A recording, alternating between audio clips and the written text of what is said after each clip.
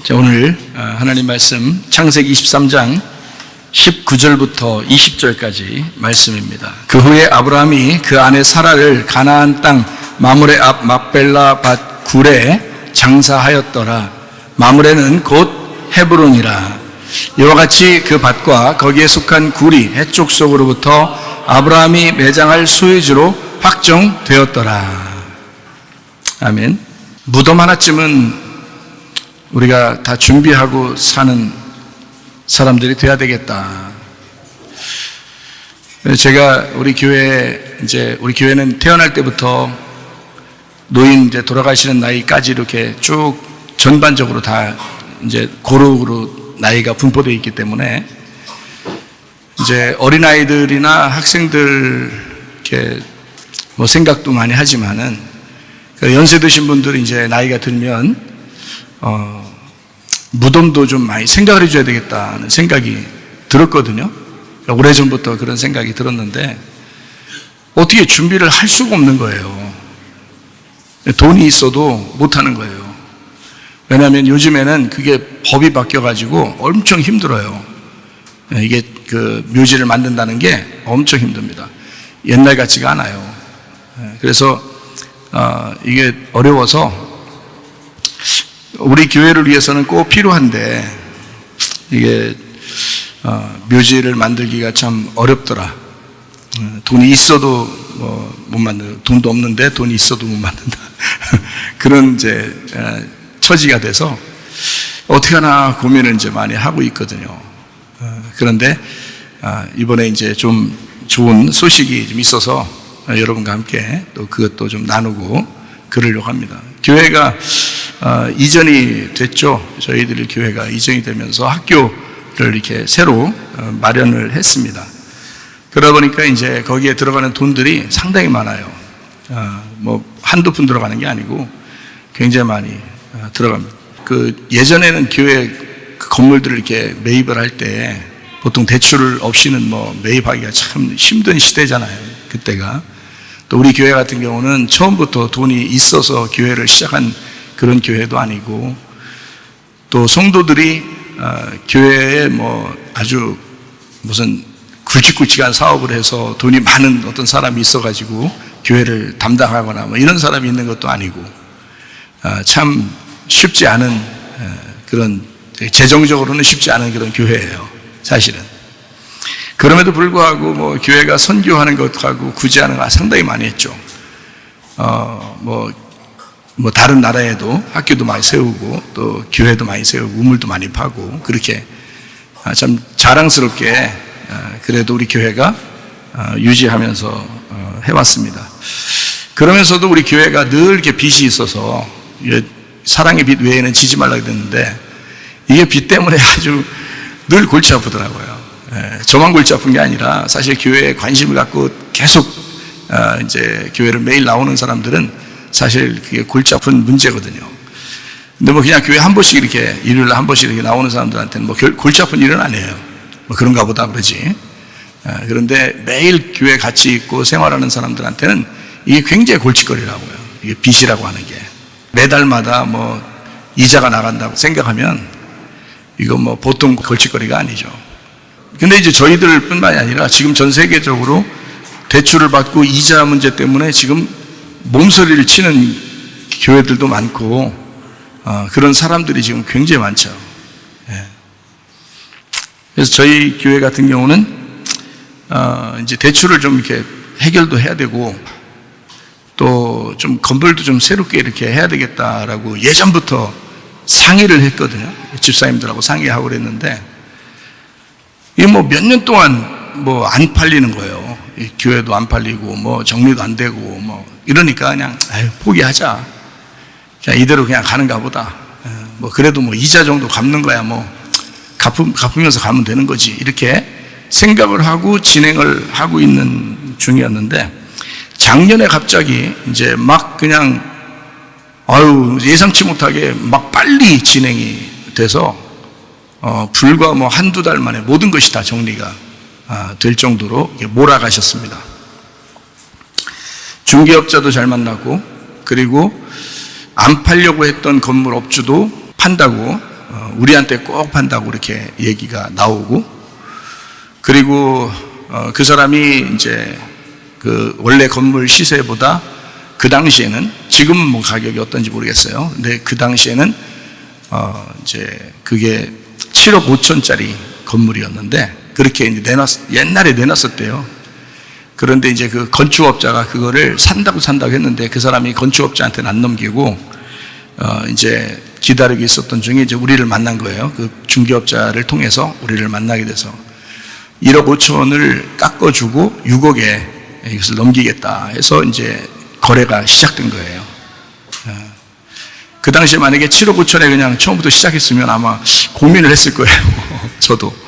그런데 6억에 해결을 해준다고 그렇게 해서 은혜롭게 건물업자도 그렇고 건물 주인이죠. 중개업자도 그렇고 또 법무사가 세무소에 이제 가가지고 일을 봐주는데, 법무사가 대신 일을 봐주는데 세금이 원래 이제 뭐 어떻게 해서 뭐 붙는다 그러더라고요. 그리고 뭐 건물에 좀 뭐가 어떻게 돼서 또 이제 또 세금이 붙고 해서 뭐 취득하면서 뭔가 세금이 뭐 여러 가지가 있어서 그것도 꽤 많더라고요. 몇천 된다 하더라고요. 그런데 우리까지만 이거를 이 세금이 없이 그냥 해주겠다라고 세무서에서 이제 법무사한테 이제 연락을 했어요. 그래서 그 법무사가 이제 엄청 놀랬죠. 이럴 수가 있느냐. 이제 목사님도 세금 문제, 이게 나라가 하도 뒤숭숭하니까 세금 문제 때문에 좀 이거 각오하셔야 됩니다 그러더라고요. 그렇게 했었는데 우리가 유리한 쪽으로 모든 게 인도가 됐습니다. 그래서 우리가 가지고 있는 거를 11억 2천에 팔고 4억을 대출을 갚고 그리고 6억의 건물을 매입하고 1억 2천에 리모델링을 다 마쳤어요. 1층부터 4층까지 싹 다, 방마다 싹 다 붙여서 이렇게. 그리고 이제 부동산비하고 다른 뭐 이제 뭐 자질구레한 세금이나 뭐 들어가는 이런 것들은 이제 제외하고 부동산비만 해도 1,000만 원을 주었죠. 그렇게 하면서도 이게 이제 일이 잘 이루어져서 리모델링을 이제 2번 걸쳐서 이걸 했어요. 근데 한 번은 이제 그 업체에서 잘못 이제 하다가 자기들이 힘들어서 공사 포기하고 다음 이제 그 리모델링을 하게 된 게 이제 우리 교회하고 합해서 이제 업체가 아주 좋은, 그러니까 성실하고 좋은 업체를 선정이 돼서 거기서 마무리까지 다 이제 하게 되었습니다. 그리고 이제 좀 그렇게 되니까 돈이 이제 다 이제 되죠. 정리가 다 되고 그러니까. 우리가 이제 우리 집 사택이 이제 이사를 가야 되고 하니까 그쪽에 우리 아들하고 이제 어머니하고 이제 이사를. 그래서 오늘 아마 우리 어머니도 이게 처음 듣는 얘기일 거예요. 그냥 이사하세요. 그럼 이사하는 거지 뭐 얘기를 뭐 자세하게 이렇게 안 해드리니까. 근데 이제 그 이사를 이제 하니까 이쪽에 이제 아파트 임대 아파트였는데 거기가 이제 비잖아요. 그 돈이 좀 남는 거예요. 그게 이제 원래 어떻게 그 구입이 됐냐면 이제 아들내미하고 딸내미가 학교 다닐 때 이제 부산에서 장학금을 보내왔어요. 근데 우리 자녀들이 이제 뭐 4년 장학생으로 이제 지내다 보니까 그 돈이 다 남는 거예요. 그래서 그거를 이제 임대 아파트를 해서 보증금을 내고 저희 이제 우리 학생들을 기숙사를 썼었어요. 그래서 이제 이쪽으로 다 기숙사를 이제 학교로 다 이전을 하다 보니까 보증금이 나왔죠. 그래서 그 아파트 보증금으로는 이제 뭐 7,500만 원이 구제로 쓰여졌고 1,000만 원이 이제 여기 이제 이전하는 이제 교회 보증금 또 이렇게 쓰여지고 이것저것 또 학교 물품 같은 것들이 사고를 하다 보니까 그것도 이제 또 다 들어간 거예요. 그런 식으로. 이제 우리가 가지고 있는 게 많지 않아도 상당히 제 마음은 한가지고 즐겁습니다. 여러 교회에서 지금 얼마나 아우성 치는지 몰라요. 지금 교회 이자들을. 그런데 지금 교회 우리가 이전하는 것도 굉장히 시기적절하게 이제 이전이, 우리는 사실 작년에 뭐 그렇게 해야 되겠다는 생각을 못 했어요. 실제로. 저도 뭐 그냥 뭐 넋놓고 있었죠. 뭐 하나님이 어떻게 인도하신 게 꼭 이렇게 팔려야 되는데 또 사야 되는데 이런 게 없었어요. 그런 게. 왜냐하면 하도 몇 년 동안 아무 소식이 없으니까, 그러니까 생각 안 하고 그냥 그대로 그냥 가야 되겠구나라고 생각하고 있었는데, 갑자기 막 팔린 거 한두 달 만에. 그런데 끝나고 나니까 우리가 다 정리하고 리모델링까지 싹 이제 하니까 세계적으로 이자가 금리가 막 올라가면서 이제 대출 받은 사람들은 막 굉장히 힘들게. 그러니까 하나님이 우리가 생각하지 못한 것도 하나님이 먼저 아실 거 아니에요. 어떻게 될 거라는 걸. 그러니까 하나님이 인도하시는 거예요. 그런 거예요. 그래 하나님 인도죠. 그러니까 그냥 우리는 따라가는 거죠. 그거를 거부하는 게 아니고 따라가는 거죠. 그래서 지금은 이제 마음 편안하게 목회할 수 있도록 하나님께서 인도해 주셨습니다. 그래서 우리 학교 건물 같은 경우는 이제 선생님들하고 학생들하고 아주 편안하고 시원하고 따뜻하고 아주 기분 좋게 이제 생활하고 있고, 우리가 이제 교회도 좀 건물이 좀 필요하지 않는가. 돈은 없지만 그래도 새로운 건물이 필요하기 때문에 하나님 앞에 기도하고 있습니다. 근데 저는 이제 분명히 아는 것은 기도하면 하나님이 뭐라도 인도하실 것이다. 네, 뭐라도 인도하실 것이다. 네. 그래서 여러분도 함께 기도해 주시기를 바랍니다. 네. 그러니까 저 혼자 목회를 할 수 있는 게 아니고 교회는 같이 하는 거예요. 같이. 근데 저하고 같은 생각과 같은 말과 같은 판단을 가진 사람이 그렇게 많지 않아요. 교회에도.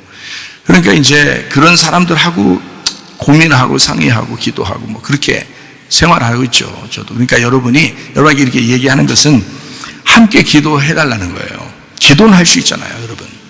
제가 여러분에게 직분을 드린다고 어떻게 하라고 부담을 드렸습니까? 교회를 이전한다, 건축한다, 이런다고 해서 리모델링 한다, 또 한다, 물품을 사야 된다, 부담을 드린 적이 있습니까? 저는 그렇게 하지 않아요. 이제까지 하나님이 다 인도하셨습니다. 실제로. 그래서 전혀 부담 없이 그렇게 생활하는 사람이에요. 우리 교회 3년 긴 전염병 시기를 우리가 거쳤습니다.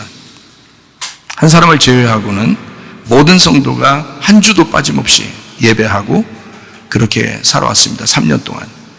다른 교회하고 비교했을 때 우리 교회 같은 교회는 거의 없다고 목사님들이 얘기해서, 우리 교회 같은 경우는 좀 특이한 교회다, 좀 특별한 교회다라고 사람들이 좀 이야기합니다. 우리 모두가 주님을 만나야 돼요. 언젠가 주님을 다 만날 것입니다. 네. 저나 여러분이나 누구나 할 것 없이 다 주님 만나야 돼요. 그러면 후회 없는 인생을 살다가 가야죠. 네. 양심에 바르게 생활하다가 가야죠. 근데 제가 알기로는 성경의 핵심이 교회이기 때문에 우리가 숨거나 도망칠 수가 없어요. 왜 그러냐면 교회가 있는 한 여러분과 제가 숨거나 도망칠 수가 없습니다.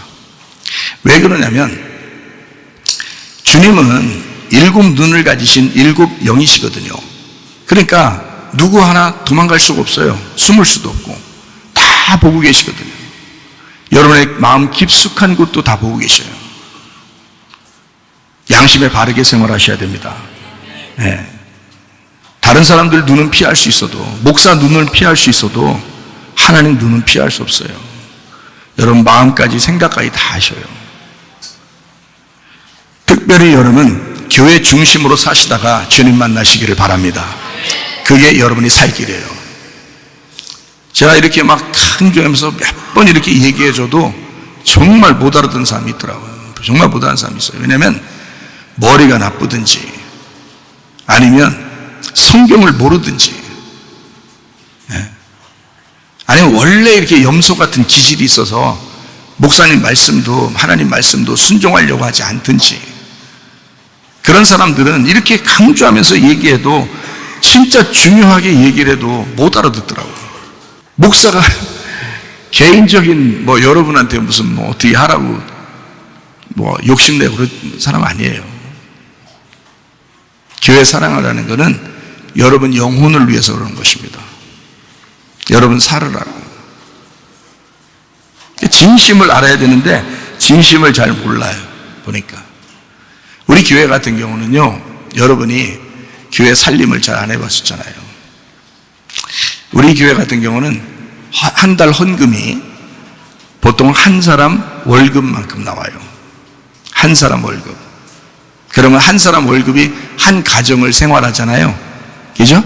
근데 우리 교회 같은 경우에 그 한 사람의 월급 가지고 우리 교회 전체를 제가 운영을 하는 거예요. 그래서 제가 거의 안 쓸 때가 많아요. 제가 돈이 없으면 안 쓰는 거니까. 세금 내야죠. 교회 운영해야죠. 선교와 구제도 해야 되죠. 때때로 누가 요청하고 얘기하면. 학교 살림도 교회 살림도 같이 해야 되죠. 거기다가 목회자도 먹는 것도 먹어야 되죠. 한 가정의 월급보다도 그 정도 가지고 교회를 이제 한 달을 계속 운영을 해 가는 것입니다. 한 달씩. 그러면서도 여러분한테 막 아쉬운 소리 안 하고 그렇게 하는 것은 나는 내가 교회고 교회가 나라고 생각하는 사람이에요. 다른 사람한테 얘기 안 해도 그냥 내가 안 먹고 안 쓰면 되는 거예요. 그냥 내가 교회니까, 교회가 나니까 나는 그렇게 생각하는 사람이에요. 그렇게 이제까지 살아왔어요. 개척할 때부터 지금까지. 그러니까 사람들한테 아쉬운 소리 잘 안 해요, 제가. 오히려 다른 사람 도와주며 살죠. 목사님들끼리 모여도 식사 제가 내는 경우가 많아요. 일부러. 근데 여러분은 이제 성도잖아요. 그러니까 목사님이 구질구질하게 목회하지 않도록 모두가 협력해 주시기를 바랍니다. 네. 순전히 주님 몸된 교회를 지키기 위해서라도 목사 개인을 보는 게 아니라 교회를 살리기 위해서라도 교인들은 목회자를 위해서 수고해 주셔야 합니다. 목회자는 성도를 위해서 수고하는 것입니다. 성도는 목회자를 위해서 수고하는 거예요. 서로 협력하는 거죠. 합력해서 선을 이룬다. 그런 말이 있죠. 목회자는 성도를 위해서 수고할 테니까 교인들은 목회자를 위해서 수고해 주시기를 바랍니다. 저에게는 하나님의 특별한 말씀이 있습니다. 그래서 당당해요. 담대하고. 예. 어디에 가도 제가 담대하고 하나도 다른 사람들 부럽지가 않고, 예. 하나님이 은혜를 베풀어 주셔서, 예. 제 안에 있는 말씀을 누군가는 지켜야 돼요. 저도 저의 말씀을, 속에 있는 말씀을 지키고 있습니다. 그거를 수호하는 거죠. 이 말씀을 보존하고 수호해 주기 위해서라도 여러분이 목사를 사랑하고 도와주셔야 되는 겁니다. 그게 성경적이에요. 바울도 그 교회들이 바울의 그 속에 있는 그 말씀 때문에 그 바울을 지키고 보호하고 그 말씀을 수호했잖아요. 이해가 되시죠? 무슨 말인가? 그렇게 사셔야 합니다. 우리 송문교회 정말 제가 사랑합니다. 저도 이렇게까지 사랑할 거라고는 생각을 못했어요. 예전에 우리 아버지가 목회하실 때 참 우리 아버지가 목숨 걸고 성도들 사랑하고 교회를 하시더라고요. 그래서 저는 이제 목사하면서 가만히 보니까 그렇게까지 안 되던데 이제 생각이 들더라고요. 그렇게까지 안 되던데 아무리 목사가 돼도 그렇게까지 안 되던데 이런 생각이 들더라고요. 우리 아버지는 어떻게 하셨지? 난 그 정도까지는 안 될 것 같은데 했는데 은혜를 받고 나니까 이게 가능하더라고요. 이 속에서 참 이게 진짜 주님의 그 사랑의 마음이 막 생겨나더라고요. 은혜를 받고 나니까 그게 생겨나더라고요. 요람에서 무덤까지 우리 교회 어린아이 태어나는 나이도 있고 이제 죽음을 앞에 두고 있는 사람들도 있습니다. 그래서 제가 교회 이전하면서 무덤 하나를 꼭 만들고 싶다. 우리 교회 그 묘지를 하나 만들고 싶다라고 꼭 꿈을 꾸고 그렇게 하려고 땅도 알아보고 그랬었거든요. 그런데 돈도 없죠. 그 다음에 돈 있어도 못한대요. 법적으로 안 된대요. 그래서 이제 포기를 하고 있었는데 우리 교회에 이제 이렇게 할 수 있는 방법들이 생겨났어요. 그래서 여러분한테 좀 소개하려고 합니다. 우리 교회 아기들도 태어나죠. 노인들도 교회 함께 다니시죠. 그러니까 함께 다 같이 있는 교회예요. 그러니까 목사 입장에서는 이제 고민도 되죠. 앞으로 돌아가시는 분들 어떻게 하나 하고 이제 고민도 합니다. 아기가 태어나서 교회 생활할 때는 부모가 함께 생활하면 돼요. 청소년 때 학교 생활하는 게 참 고민되죠. 그래서 우리가 송문 기독학교를 세워서 지금 교사들과 함께 수고하고 있습니다. 그러니까 이제 그 가장 중요한 시기, 그 청소년기에 가장 그 중요한 시기 때, 그때 이제 교회에서 이 아이들의 그 영적인 부분들을 잡아주니까 그것만큼 중요한 게 없죠. 그래서 아주 중요한 일들을 우리가 지금 행하고 있습니다. 청년 때가 되면 젊은이들 서로가 직장도 다니고 또 남자는 여자를 만나고 여자는 남자를 만나서 결혼하게 되고 또 아기를 갖게 됩니다. 그렇게 이제 교회 생활을 같이 하게 되고요. 그러면서 이제 함께 교회 생활하다가 나이가 들어가면 이제 죽음을 생각하지 않을 수 없습니다. 나이가 들면. 저는 제가 이제 어릴 때부터 아버지가 목사님이시니까 계속 그 교회 안에서 생활했잖아요. 그러다 보니까 죽음이라는 걸 늘 생각할 수밖에 없는 게 돌아가시는 분이 참 많잖아요.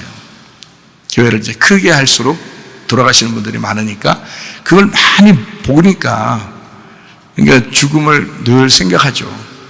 곧 나도 죽겠구나. 우리 모두 다 죽겠구나. 이런 거를 생각해요. 그래서 참 미련한 사람이 누구냐면 교만한 거. 미련한 사람이. 잘난 체 하는 거. 자기 고집 부리는 거. 진짜 미련한 거예요. 다 죽는데 그것만 생각해도 겸손할 수 있어요. 이제 고민을 이제 하거든요. 죽음에 대한 생각을 하다 보니까. 근데 다행히 저희 어머님하고 형님이 이제 엊그저께 이제 형님이 오셔서 어머님 만나 뵙고 그리고 이제 같이 이야기를 나누던 중에 교회 공원묘지에 대해서 이야기를 하게 된 거예요. 근데 이제 그 교회 공원묘지가 이미 있는 데는 법적으로 제재를 안 받으니까 이미 있는 데는 그 이미 있는 데가 있어요. 그래서 그거를 이제 얘기를 하는 중에 이제 형님하고 어머니가 예전에 교회 공원묘지를 이제 마련해 놓은 데가 있어요. 예전에. 그게 가족묘입니다.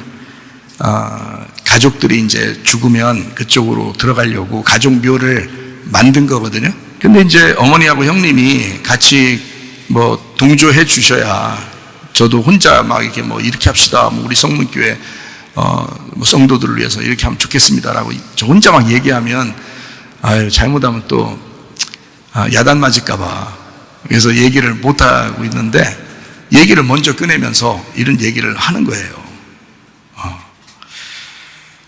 그러면서 이제 형님하고 이제 어머니가 성문교회를 위해서 가족묘를 헌납하기로 했습니다. 그곳은 이제 예산 교회가 그 교회 공원묘지로 만들어가지고 있는 교회 공원묘지니까 뭐 어떻게 뭐 나라에서 사사로 이렇게 하는 데가 아니고 이렇게 잘 꾸며져 있는 그런 장소인데 거기에 저희 아버님 최봉구 목사님이 거기에 이제 지금 묻혀 계십니다. 그리고 저희 가족들 장지이기도 하고요. 근데 이제 그쪽에 한쪽을 갖다가 교회 묘원으로 만들어가지고 잘 정리해서 교회 성문교회 이제 직분자들 또는 연로하신 분들이 이제 돌아가시게 되면 갑자기 돌아가시면 시에서나 나라에서 공원묘지를 하는 데는 뭐 이게 이게 기간이 정해져 있더라고요. 그리고 또 뭐 사람들이 안 찾아오거나 돈을 안 내거나 뭐 이러면 그게 이제 월세 개념 같이 돼가지고 안 하면 이제 그 뭐 뼈도 없애버리기도 하고 버리기도 하고 아마 그렇게 하는가 봐요. 불안하잖아요. 그러면 우리 교회 열심히 다녔는데 좀 영구적으로 자손들이 좀 찾아와서 거기서 예배도 드리고 좀 우리 아버지 어머니가 또 우리 할아버지 할머니가 여기 계시다 뭐 이런 좀 그런 장소가 있었으면 좋겠다. 제가 왜 그렇게 생각을 또 하게 됐냐면 저희 그 친구 목사님네 그 아버님이 이제 돌아가셔서 이제 장례를 치러서 묘원에 갔거든요. 국립묘지에 갔는데 이게 화장해가지고 이렇게 놓더라고요. 근데 그분이 장로님이에요.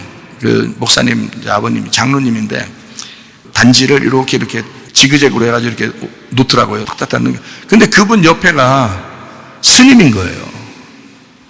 돌아가신 분. 그러니까 예배 드리러 갔는데 스님이 옆에서 목탁 치고 있는 거예요. 그러니까 이게 이제 마음이 막 내가 보면서 이건 아니다. 그것도 영구적으로 있는 것도 아니고 뭐 이렇게 월세 내서 얼마 내면은 이제 어느 기간까지 이제 그게 또 계속 이제 다시 계약하고 해서 그렇게 있는 걸 하더라고요. 그런 얘기 딱 들으니까 저는 우리 교회 성도들을 사랑하니까 이건 아닌 것 같은데 생각이 들더라고요. 그래서 우리 교회 다니시는 분들은 요거를 성문교회를 묘원을 만들어 가지고 거기다 했으면 좋겠다 해서 땅을 알아보기도 했고 실제로 그렇게 법적으로도 알아보고 했는데 그게 안 되더라고요. 그래서 이번에 고민했던 것이 해결이 됐어요. 예, 땅이 이렇게 어느 정도 이렇게 있으니까 거기에 이제 화장하셔서 이렇게 들어가면 순서대로 딱딱딱 이렇게 있을 수 있도록 이렇게 잘 이렇게 비석 같은 거, 그 비석이야 뭐 자기들 식구들이 만들어 주겠죠 뭘. 이렇게 해가지고 이렇게 만드는 건. 그렇게 하면은 이제 자손들이 찾아오기도 하고 또 죽기도 하고 하니까 그렇게 하면 좋겠다.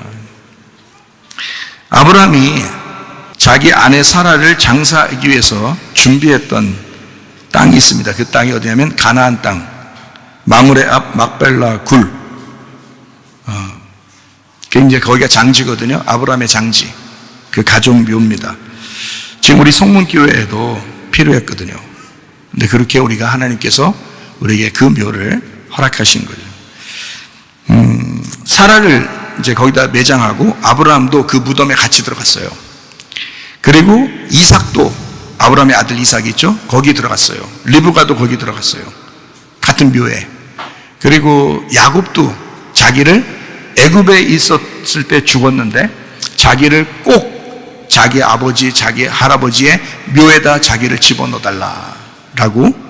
그리고 이제 레아도 거기에 들어갔거든요. 야곱의 첫 번째 아내 레아도. 거기가 이제 어디냐면 막벨라 굴입니다. 거기에다가 이제 무덤 굴 파가지고 이렇게 놓은 건데 거기다가 다 이제 들어가게 된 거예요. 그러면 이제 그 사람들이 그 무덤을, 하나의 무덤을 정해놓고 거기를 아주 사모하거든요. 자기를 꼭 거기다 집어넣어달라고 하면서 지금으로 말하면 거기가 이제 교회 공업묘지가 된 거예요. 거기가 그 가족 공업묘지니까 그렇게 거기다가 꼭 집어넣어달라 사모합니다. 왜 그럴까? 왜 그 무덤에 꼭 들어가게 해달라고 사모했냐면 자기들이 나그네임을 인정하기 때문에 그렇습니다. 우리 인생은 다 나그네예요. 그래서 이 땅에서는 결국 죽는다는 것을 벗어날 수는 없습니다. 숨을 수도 없고 피할 수도 없는 그 죽음이라는 거예요. 그러니까 나그네의 특징이죠. 그래서 그 무덤에 들어갔을 때 그 무덤은 천국으로 인도하는, 천국으로 들어가는 문이 되는 거예요. 자기들 입장에서는. 이 땅에서는 죽으러 들어가지만 거기에서는 천국의 문이 돼서 천국으로 들어가는 문이 된 거예요. 그래서 그쪽에 꼭 자기를 집어넣는다는 거예요. 자기 조상은 아브라함과 이삭과 야곱, 자기 조상은 꼭 거기에서 천국으로 갔으니까 자기도 그쪽 무덤에다 집어넣어달라고 그렇게 얘기를 하는 장면들이거든요. 성경에서. 창세기 23장 19절 20절 말씀. 자, 그 후에 아브라함이 그 아내 사라를 가나안 땅 마므레 앞 막벨라 굴에 장사하였더라. 마므레는 곧 헤브론이라. 이와 같이 그 밭과 거기에 속한 굴이 해쪽 속으로부터 아브라함의 매장할 소유지로 확정되었더라. 이렇게 되어 있습니다. 거기에 가나안 땅 이렇게 되어 있죠. 가나안 땅 19절에 보니까 가나안 땅이라고 되어 있죠. 그 가나안이라는 게 무슨 단어냐면 케나안이라는 단어예요. 케나안. 그게 낮추어진, 낮아진이라는 단어고요. 그게 상인입니다.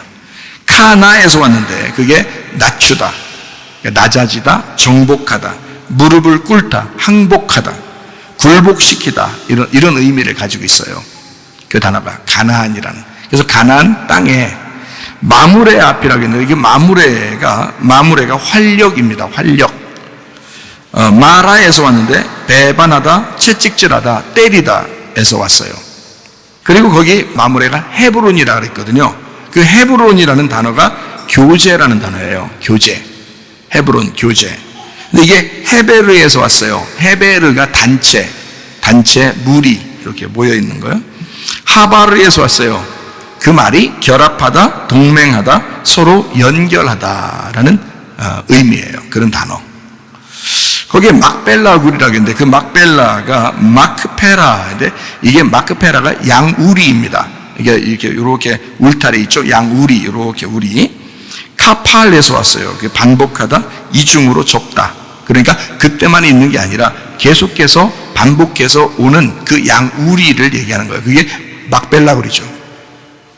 그러니까 우리도 그들과 같이 그들이 죽어서 들어가는 무덤에 우리도 같이 가는 거예요.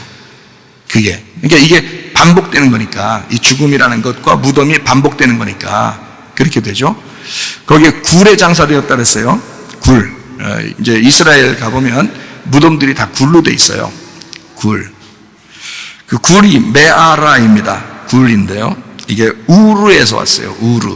우르라는 단어가 벗다, 발가 벗기다라는 단어예요.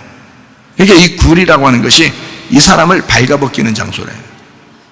무슨 의미인지 조금 이해하시겠죠? 이게 들어보니까. 왜 이렇게 쭉 가나안 땅, 마므레, 막벨라, 굴에, 마므레가 헤브론이다. 이걸 일부러 이렇게 쓴 이유를 좀 아시겠죠? 하나님은 아브라함을 낮추시기 위해서 하나님이 일찍이 아브라함을 지시할 땅으로 데리고 갔습니다. 아브라함이 원래 아브람이라는 게 있고 아브라함이 있어요. 아브람은 혼자 왕이라는 뜻입니다. 혼자. 그런데 아브라함이라고 하는 건 민족의 아버지라는 뜻이에요. 그러니까 원래 혼자 왕이었던, 잘난 체 하던 혼자 왕이고 높이 있는 혼자 높은 자, 그 아브라함을 하나님이 지시할 땅으로 보냈어요. 그러니까 가나안 땅이에요. 창세기 12장 1절부터 4절이죠. 여호와께서 아브라함에게 이르시되 너는 너의 고향과 친척과 아비의 집을 떠나 내가 네게 보여줄 땅으로 가라. 내가 너로 큰 민족을 이루고 네게 복을 주어 내 이름을 창대하게 하리니 너는 복이 될지라. 너를 축복하는 자에게는 내가 복을 내리고 너를 저주하는 자에게는 내가 저주하리니 땅의 모든 족속이 너로 말미암아 복을 얻을 것이라 하신지라. 이에 아브라함이 여호와의 말씀을 따라갔고 롯도 그와 함께 갔으며 아브라함이 하란을 떠날 때에 75세였더라. 75세에 하나님이 이제 불러서 가나안 땅으로, 하나님이 지시할 땅이에요. 그러니까 이미 정해진 게 아니라 지시를 할 곳이 있다고요. 그러니까 하나님이 정한 그 지시하는 장소로 하나님이 데리고 들어가는 거거든요. 그거를 순종했다는 거예요. 아브라함이 자기가 갈 바를 알지 못하고 간 거예요. 그러니까 이건 믿음이죠. 하나님께로부터 온 그 응답의 믿음이라고요. 때로는 우리도 잘 앞길을 모를 때 하나님이 그냥 인도하실 때가 있죠. 그렇게 인도하셔서 여러분도 이 교회에 찾아 나오신 겁니다. 그렇게 하나님이 인도하실 때가 있어요. 그러면 그걸 순종하고 따라가는데 아브라함도 그렇게 순종하면서 지시할 땅으로 가게 됐습니다. 그게 가나안 땅이에요. 하나님이 아브라함을 낮추시기 위해서예요. 그러니까 거기서 말하는 복이라고 하는 건 뭐 부동산이 많아졌다, 돈이 많아졌다, 뭐 그럴 수도 있지만 그건 땅에 있는 거고 진짜 영적인 복, 하나님을 알게 하려고 하잖아요. 아브라함을 가나안 땅에 데리고 들어간 것은 하나님을 제대로 알게 해주려고 하는 거예요. 하나님이 아브라함을 부른 목적입니다. 그게. 실제로 그 가나안 땅에서 하나님을 많이 알게 됐죠. 아브라함이. 그렇죠? 가나안 땅으로 들어간 아브라함이 창세기 12장 6절 7절에 보니까 아브라함이 그 땅을 지나 세겜 땅 모래 상수리 나무에 이르니 그 때에 가나안 사람이 그 땅에 거주하였더라. 여호와께서 아브라함에게 나타나 이르시되 내가 이 땅을 네 자손에게 주리라 하신지라. 자기에게 나타나신 여호와께 그가 그곳에서 제단을 쌓고 이렇게 돼 있어요. 그러니까 그 전에는 지시하겠다니까 그냥 모르고 따라간 거고 여기서는 이제 정착을 하게 되고 어디냐면 상수리 나무에 있는 이제 그 땅에서 딱 정착을 하게 됩니다. 세겜 땅 모래 상수리 나무에서 이제 정착을 하게 되는데 거기서 예배를 드려요. 이 아브라함이 예배를 드립니다. 제단을 쌓고. 그러니까 이사를 가면 거기서 예배 드리잖아요. 이사 예배 드리고 그러잖아요. 여러분도 이사 가면 이사 예배 드리고 이래서 그런 거예요. 이사를 했는데 이사하면 예배를 드리잖아요. 예. 그 그리고 이제 창세기 12장 8절 9절을 보니까 거기서 어디로 또 옮기냐면 베델 동쪽 산으로 옮겨 장막을 쳤어요. 서쪽은 베델이요 동쪽은 아이라. 그가 그곳에서 여호와께 제단을 쌓고 그랬어요. 또 이사하니까 또 예배드려요. 이사하니까 또 예배드려요. 여호와 이름을 불렀다 이랬습니다.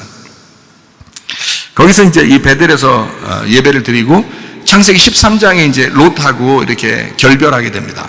롯하고요. 결별하고. 그래서 13장 18절 한번 봐요.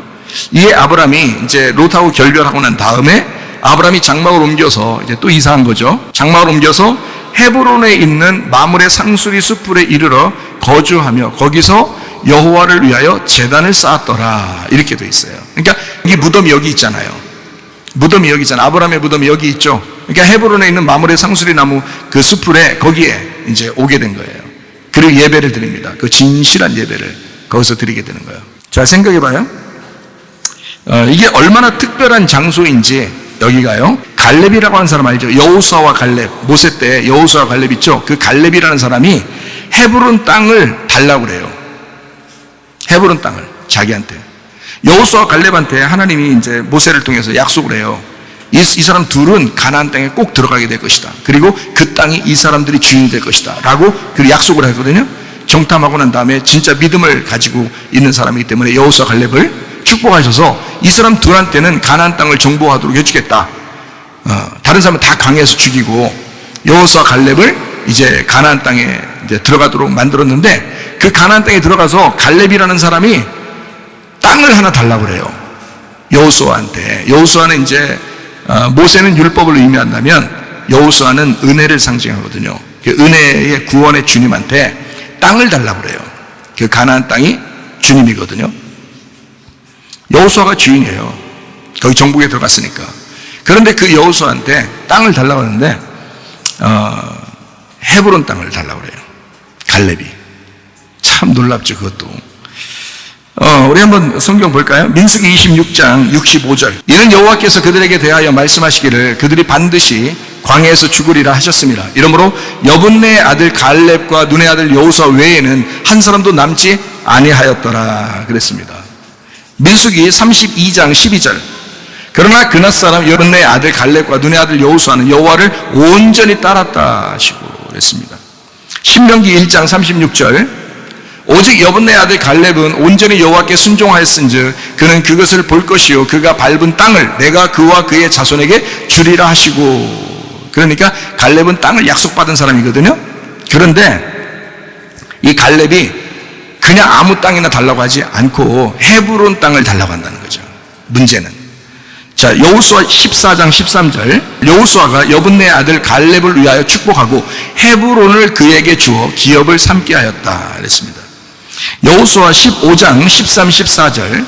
여호와께서 여호수아에게 명령하신 대로 여호수아가 기럇 아르바 곧 헤브론을 유다 자손 중에서 분깃으로 여분네의 아들 갈렙에게 주었으니 아르바는 아낙의 아버지였더라. 갈렙이 거기서 아낙의 소생 그 세 아들 곧 세세와 아히만과 달메를 쫓아내었고 이렇게 돼 있어요. 갈렙은 원래 애굽에서 나올 때부터 원래 이스라엘 사람은 아니에요. 이방인입니다. 네, 이방인이에요. 그러니까 외국 사람인 거예요. 그런데 유다 족속의 유다의 지파에 소속됐어요. 그래서 거기에 이제 시민권을 얻은 거예요. 같이 따라 나오면서 갈렙이라는 사람이. 그러니까 마치 이방인 같은 우리들을 말하는 거예요. 죄인 같은 우리들. 갈렙이라는 원래 이름이 똥개입니다. 갈렙이라는 이름이 똥개.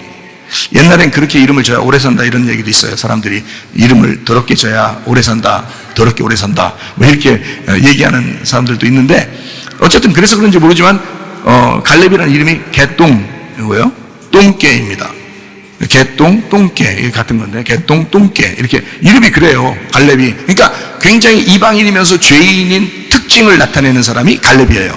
근데 여호수아와 갈렙 중에서 갈렙이 땅을 얻거든요. 여호수아 갈렙에서. 그래서 여호수아 갈렙한테 땅을 주는데 갈렙이 어느 땅을 달라고 그러면 헤브론 땅을 달라고 그래요. 헤브론 땅을. 헤브론 땅이 원래 뭐 농사짓기 좋아서 그 땅을 달라고 한 게 아니에요. 그냥 헤브론이니까 달라고 한 거예요. 그냥 헤브론이니까. 왜 갈렙은 헤브론 땅을 달라고 그래가지고 그 헤브론 땅에 가서 초대 왕이 됐을까? 그 헤브론 땅의 초대 왕이 갈렙입니다. 여러분, 다윗 나오기 전에 한참 전의 사람이에요. 갈렙이. 거기에 헤브론 땅의 주인이 갈렙이에요. 갈렙이 된 거라고. 그러니까 그 갈렙은 헤브론 땅을 왜 그랬을까? 거기에 아브라함과 이삭과 야곱의 무덤이 있다고요. 거기에. 그 엄청난 축복인 거예요. 그거를 갈렙이 듣고 아는 거예요. 왜냐하면 이 사람은 원래 외국인인데 이스라엘 백성의 족속 가운데 시민권으로서 들어왔더니 거기에 이 사람들의 조상이 아브라함과 이삭과 야곱이야. 근데 그들이 어디에 묻혀 있냐면 헤브론 땅에 묻혀 있는 거야. 그 땅 달라는 거야, 자기한테. 참 놀랍죠? 놀랍습니다. 갈렙이라는 사람은 대단한 믿음을 가졌어요. 다윗 알죠? 다윗 왕하면 다윗 왕이잖아요. 왕하면 사무엘하 2장 1절부터 4절을 보겠어요. 그 후에 다윗이 여호와께 여쭈어 이르되 내가 유다 한 성읍으로 올라가리까 여호와께서 이르시되 올라가라. 다윗이 아뢰되 어디로 갑니까? 이르시되 헤브론으로 갈지니라. 다윗이 그의 두 아내 이스라엘 여인 아히노암과 갈멜 사람 나발의 아내였던 아비가일을 데리고 그리로 올라갈 때에 또 자기와 함께한 추종자들과 그들의 가족들을 다윗이 다 데리고 올라가서 헤브론 갓 성읍에 살게 하니라. 유다 사람들이 와서 거기서 다윗에게 기름을 부어 유다 족속의 왕으로 삼았더라. 다윗이 처음 왕이 된 게 예루살렘이 아니에요. 헤브론 땅입니다. 헤브론에서 왕이 돼서 거기서 몇 년을 통치해요. 왕으로 삼았더라. 어떤 사람이 다윗에게 말하 이르되 사울을 장사한 사람은 길랏 야벳 사람들이니라. 이런 식으로 이제 거기에 써 있잖아요. 그러니까 다윗이 하나님과의 그 예배의 장소, 헤브론이 교제라는 뜻이거든요. 교제. 연결되고 결합되었다. 헤브론, 동맹하다, 연결됐다. 하나님하고 우리가 원래 떨어졌는데 아담과 하와 때부터 떨어져 있었는데 하나님과 우리가 연결되었다. 그래서 함께 연결돼서 모여있는 이 헤브론 땅, 그게 예배의 장소거든요. 근데 다윗은 그걸 아는 거예요. 갈렙도 그걸 아는 거예요. 그래서 갈렙이 그 땅 달라고 했던 거야. 예배 성공하려고. 다윗도 그 땅 달라고. 다윗 하나님께 나 어디서 왕 되면 좋겠어요. 사울은 죽고 다윗이 왕이 돼야 되는데 어디서 왕이 돼야 돼? 어느 장소 가서 아무 데서나 왕이 될 수는 없는 거고. 근데 하나님께서 어떻게 하면 헤브론으로 가서 왕이 되라. 근데 원래 헤브론 땅이 주인이 갈렙이고 그 갈렙이라는 사람이 거기 헤브론 땅의 초대 왕이거든요. 이해가 돼요? 거기에서 다윗이 왕이 되는 거예요. 그게 예배 장소이기 때문에 그렇습니다. 근데 그 장소가 아브라함과 이삭과 야곱의 무덤 있는 장소라고요. 무덤이라는 건 뭐예요? 이 땅에서 아브라함과 이삭과 야곱은 영원히 그 땅에 묻혀 있는 거라고. 거기에 언제나 거기 있는 거라고요.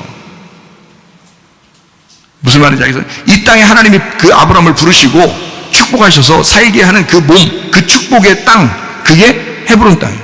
거기에 영원히 있어야 되니까. 그거를 갈렙이 받은 거예요. 예배 성공하게. 굉장히 특별한 장소입니다. 그래서 이 헤브론이라고 하는 건 마므레라고도 하고 거기서 예배의 활력을 주시고 예배의 활력은 주님의 채찍질 당하심에서 온다는 사실을 알려주시는 것. 양우리인 막벨라에서 우리는 벌거벗은 에덴 동산을 바라보고 거기가 예배의 장소였구나 라고 하는 것을 깨닫게 되는 거죠. 막벨라 굴 거기서. 우리에게 있어서 죽음은 끝이 아닙니다. 또 다른 시작이라고 그럽니다. 그래서 그게 어디서 그런 말이 나왔을까요? 바로 이 막벨라 굴에서 나오는 거예요. 거기는 죽음이었지만 거기가 천국으로 가는 문이었기 때문에 그렇습니다. 성경의 가르침은 그래서 죽음이 곧 부활이다라고 하는 거예요. 예수님이 죽어서 무덤에 묻히죠. 거기도 굴입니다. 그 무덤에 묻히는데 거기가 부활의 장소잖아요. 예수님이 그 무덤에 들어간 그 장소가 부활의 장소였다고요. 그러니까 죽음은 곧 부활이었다는 거예요. 그거를 예수님도 증명해내신 거죠. 그걸 이제 아브라함에게 하나님께서 알려주셔서 그 아브라함이 사라를 거기다 묻고 자기도 거기다 묻혀달라고 하고요. 그리고 이삭도 거기다 묻히고 리브가도 거기다 묻혀달라고 하고요. 예. 그리고 야곱도 자기를 꼭 거기다가 묻어달라고 그렇게 이야기를 하는 것입니다. 천국에 이르는 문이었기 때문에 그렇다. 우리에게 있어서 죽음은 끝이 아니고 또 다른 시작이, 그 말이 뭐냐면 여기 헤브론, 가나안 마물의 헤브론, 막벨라 굴, 여기에 단어에 다 들어있는 이야기들이에요. 여기에 보면 마므레라고 하는 게 활력이고 채찍질하고 때리고 뭐 이런 얘기들이 있죠. 그리고 굴이라는 메아라라는 말이 우루, 벗다, 벌거벗기다에서 나온, 그래서 굴에 들어가면 다 벌거벗겨지는 거야. 그 말이 무슨 말이냐면 이런 이야기예요. 아기가 벌거벗고 태어나죠. 이제 옷 입고 태어난 애 못 봤죠. 저는 못 봤는데 여러분 옷 입고 태어난 애는 못 봤죠. 옷 다 벗고 태어나죠. 네. 발가 벗겨지는 거예요. 그게 굴이에요. 막벨라 굴 할 때 그 굴, 거기는 발가 벗겨지는 곳이란 말이에요. 아기가 발가 벗겨서 태어나듯이 에덴 동산의 창조의 질서로 새롭게 들어가는 곳, 그게 굴이라고요. 그게 무덤이라고요. 그러니까 여러분이 무덤에 갈 때 죽음이라고 하는 게 무서운 게 아니라, 죽음은 이 세상에서 가장 깨끗하고 가장 고결한 장소가 죽음이라는 거예요. 그 죽음은 발가 벗겨지는, 나를 발가 벗기는 곳이란 말이에요. 가장 깨끗하고 가장 거룩한 장소, 이 땅에서 가장 거룩해지는 순간, 그것이 바로 죽음입니다. 모든 것 벌거 벗어놓고 하늘나라 소망하며 고향으로 돌아가는 장소, 그거를 막벨라 굴, 무덤이라고 그러는 것입니다. 성경에서 말하는 이 세상에서 죽음만큼 가장 고상하고 고귀한 것은 없을 것입니다. 가장 깨끗하고 순결하게 돌아가는 곳, 그 무덤 하나쯤 우리가 준비해야 되지 않겠나. 그래서 여러분과 저는 아브라함이 살아있을 때 그 무덤을 준비했던 것처럼 여러분과 저도 이 땅에서 하늘나라 소망 바라보면서 무덤 하나쯤은 준비해 놓고 사셔야 되지 않겠나. 그러면 여러분 이 땅에 소망 사라지죠. 나그네로서의 인생을 주님 앞에 드리고 싶어지죠. 그리고 주를 위해서 살다 가고 싶어지죠. 그러니 이 땅에 사는 동안 가장 후회 없는, 가장 양심에 바르고 깨끗하고 가장 고결하고 고상한 그런 인생을 살다가 주님 만나겠죠. 그러므로 여러분과 저는 이렇게 주님 앞에 순결한 주님의 신부로 살다가 주님 만나시기를 바랍니다. 우리 하나님 아버지의 사랑과 은혜를 감사를 드립니다. 하나님, 무덤을 그렇게 사모했던 믿음의 선조들처럼 우리도 하나님 이 땅에서 나그네로서 하나님 무덤을 그리워하며 천국의 문에 이를 수 있도록 하나님 우리가 하늘 소망 바라보며 살아가다가 주님 만나게 도와주시옵소서. 예수님 귀하신 이름 받들어 기도 올리옵나이다. 아멘.